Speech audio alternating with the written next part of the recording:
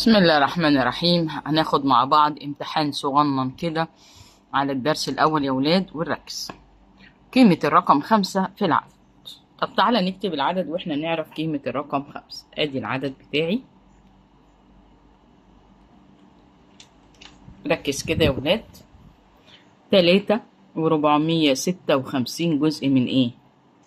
يلا مين هيرد عليا؟ جزء من ايه؟ من 1000. ليه يا ميس؟ عشان العلامة بعد 3 أرقام. أنا عايزة ال5 دي يا ولاد، هكتبها رايحة للعلامة، مفيش قدامها غير رقم، حطه 0 وادي العلامة العشرية. يبقى 5 أجزاء من 100. 5 أجزاء من 100. نركز في السؤال اللي بعده. قيمة مكانية غير قيمة الرقم يا ولاد. قيمة مكانية يعني اكتب لي اسم الخانة. عايز القيمة المكانية لمين؟ للتلاتة. طب التلاتة موجودة في الأول خالص قبل ما نكتب العلامة، صح؟ احنا قلنا دي كده الأعداد اللي احنا ابتدينا فيها واحنا في سنة ايه؟ سنة ايه يا شباب؟ سنة تالتة ابتدائي ورابعة. معروف ان المكان ده مكان الآحاد، يبقى التلاتة موجودة في خانة ايه؟ الآحاد.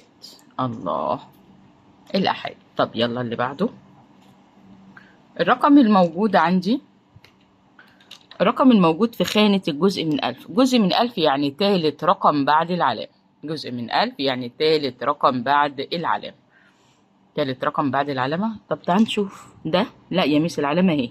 جزء من 10، جزء من 100، جزء من 1000، جزء من 10، جزء من 100، جزء من 1000. يبقى التلاتة. عايزة في صورة كسر عشري 5 على 100. 5 على 100 عايزة اكتبها، وقع الخمس. ادي الخمس. العلامة بعد ايه يا جميل ماما؟ بعد رقمين. خلاص، ادي الخمسة وحطينا لها 0 عشان العلامة كمان تبقى بعد رقمين. 4 أجزاء من 100 تكافئ. طب ما تيجي نكتبها. ادي 4 أجزاء من 100. عايزة اشوف هي بتساوي مين. اكتبها تاني زي ما هي حبيبي. اهي. يبقى بقت كام كده؟ ازود لها 0. ساوي اجزاء. دول 3 ارقام ودول رقمين. زود لها 0 بقت 40. يبقى احنا هناخد 40 جزء من ايه؟ من الالف. 40 جزء من الالف. طب قال لي اكتب ثلاثة في فاصلة اهي.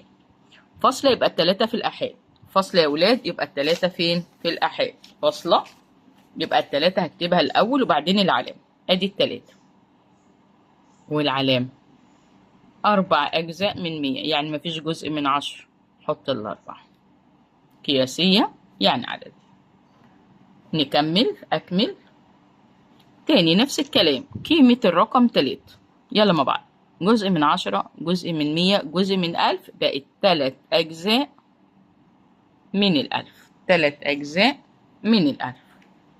قيمة مكانية اسم الخانة. قيمة مكانية اسم الخانة.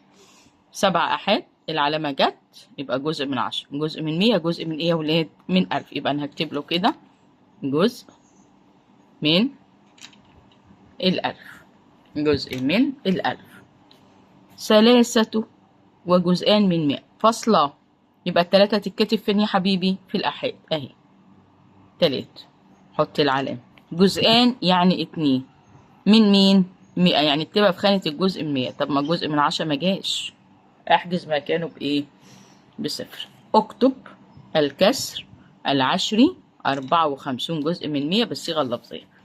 ادي 54 جزء من 100 بالصيغة اللفظية. اكتبه زي ما هو حبيبي، زي ما انت قريت. 4 وايه؟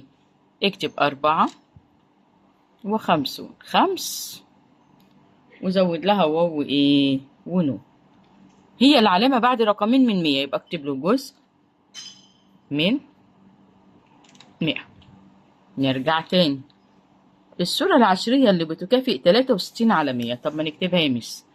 63 على 100. هنوقع من 63. المفروض العلامة بعد ايه؟ بعد رقمين عشان عندي صفرين. 1 2.